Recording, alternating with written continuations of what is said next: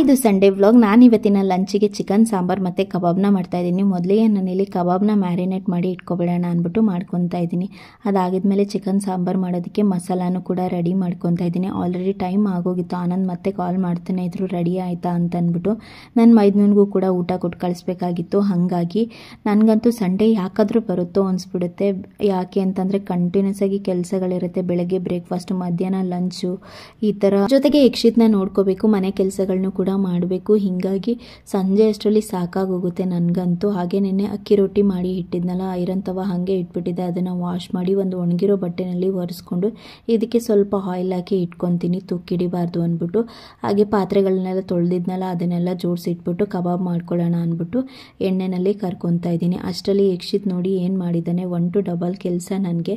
So ಮುದ್ದೆನ ಮಾಡಿ ಊಟನ ಮಾಡಿದ್ವಿ. ಆನಂದ್ ಕೂಡ ಊಟ ತುಂಬಾ ಚೆನ್ನಾಗಿದೆ ಅಂತ ಹೇಳಿದರು. ಇದಾಗಿತ್ತು ಇವತ್ತಿನ ವ್ಲಾಗ್.